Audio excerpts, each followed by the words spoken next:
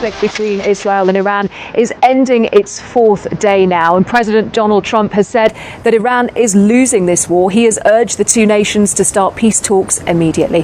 He was speaking a little earlier at the start of that G7 summit in Canada that you've just been hearing about. It is set to be dominated by this conflict. And Sir Keir Starmer, who, as you know, is attending, said that the focus here now was on de-escalation. Well, tonight we'll have a report from the G7 summit, as well as the latest from here in Israel. And in the last few hours, Iranian state TV reported that a new wave of attacks on Israel was beginning. In Iran, Israeli airstrikes on the state media complex was captured on live TV. Iran condemned that attack as a war crime. Well, the BBC is not allowed to broadcast from inside Iran, but our colleagues at BBC Persian have been keeping across the developing situation there. Baham Gobari has this report. Iranian state TV came under attack during a live broadcast.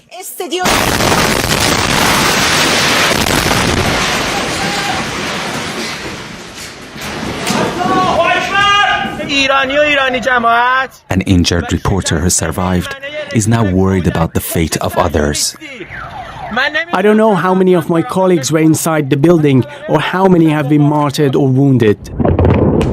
Iran's capital has been under heavy bombardment in recent days. This is Tehran only a few hours ago. Many residents have tried to flee, especially after Israel asked people to evacuate areas near military facilities. But for many, escaping has proven impossible due to paralyzing traffic. BBC Persian cannot operate in Iran, but our audience sends us videos and messages that we verify. One of them told us why he stayed behind. I gave up because of the heavy traffic. On the other hand, our entire building has been evacuated and someone needs to stay behind to look after the neighbors' belongings. Besides, smaller towns don't have the capacity to accommodate such a large population. But it's not just Tehran. Strikes are hitting almost every corner of Iran. This is a hospital in the western city of Kermanshah. Iran says Israel was behind the strike. A human rights group and local sources say a missile launcher was deployed nearby, and it may have been the real target.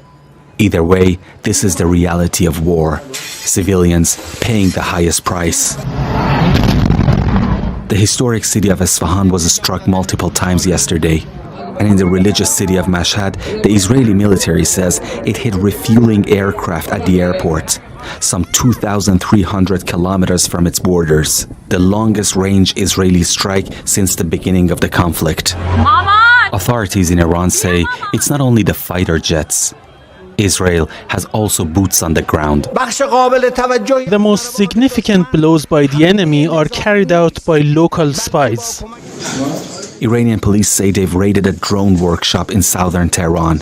They say Israeli agents assemble drones inside the country and then load them onto pickup trucks to launch them from there. Unlike in Israel, Iranians say there are no sirens and no shelters. Many feel they're trapped in a war they never chose after decades of repression. Parham Gobadi, BBC News.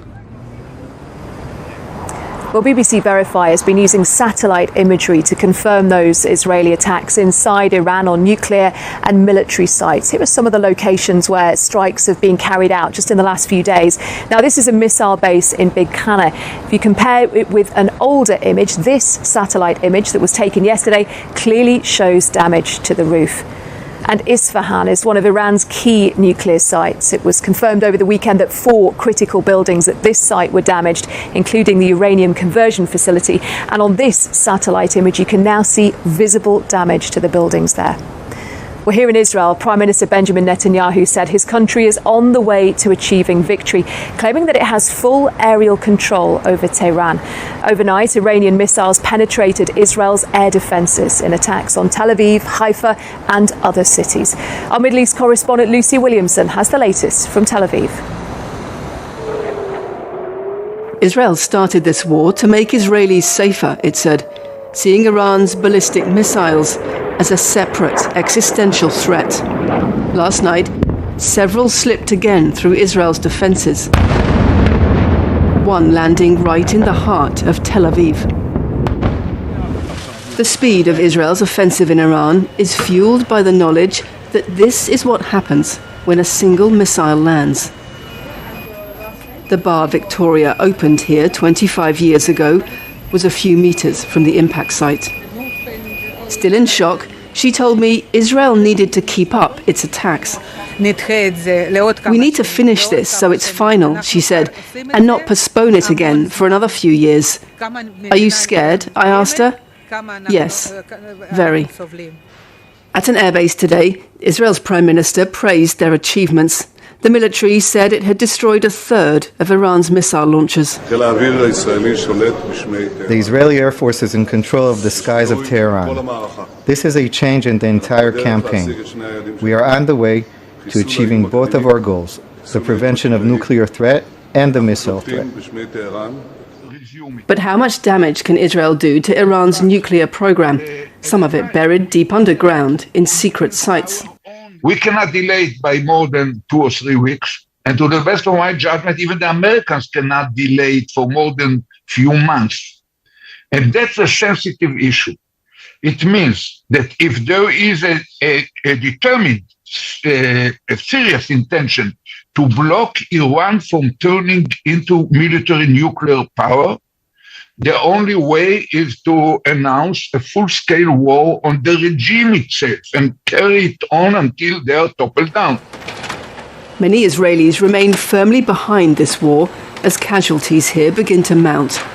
Israel's army is now pushing hard on Iran's capital city without any sign of a clear end or exit plan.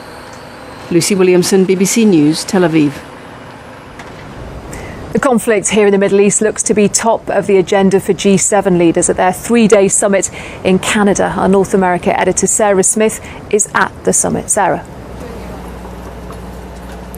Yeah, it was not the plan that the world's 7 most economically advanced democracies would all gather here in Canada to talk about the conflict in the Middle East, but that is absolutely what will dominate this summit. And we heard from Donald Trump just a few minutes ago, who seems reasonably confident of some kind of resolution. He says, I think there will be a deal. Iran wants to make a deal, he said. And he has been dismissing questions he's been asked about what it would take for the US to get militarily involved in this conflict, saying that's not something he wants to talk about. And there is one thing that every one of the countries meeting here really does agree on, and that is that Iran should not be allowed to develop nuclear weapons. Beyond that, they'll be talking about how to try and de-escalate this conflict over the next couple of days. The majestic Canadian Rockies are, in every sense, a very long way from the Middle East. It's beautiful, I know. It's so beautiful. But for the world leaders assembling here, it is the Iran-Israel conflict that will dominate their Alpine get-together. While each one of them has specific issues to raise with Donald Trump, they all want him to try to calm tensions in the Middle East. Alongside the Canadian Prime Minister, Mark Carney, he said he believes Iran is ready to talk about de-escalating the fighting. It's painful for both parties, but I'd say Iran is not winning this war. And they should talk, and they should talk immediately before it's too late. Before getting down to business, Keir Starmer grabbed the chance for a quick chat with Donald Trump, while the French and Italian leaders whispered. What could they have been talking about here?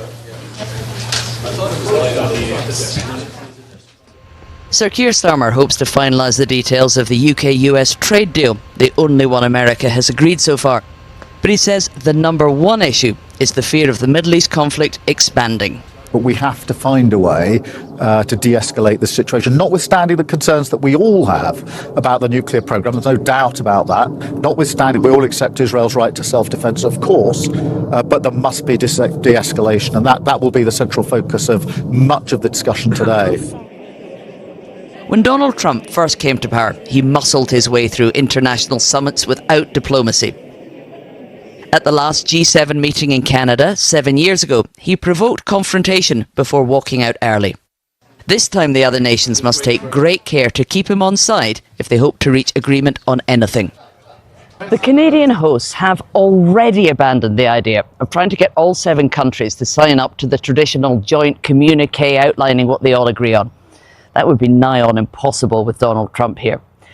Instead, the best they can hope for is a joint statement urging de-escalation in the Middle East that all 7 leaders can sign up to.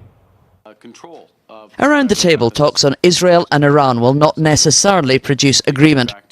A statement has already been drafted, calling for de-escalation and for both sides to protect civilians. But US officials have told the BBC's American partner CBS the president does not intend to sign that. Sarah Smith, BBC News, Banff, Canada.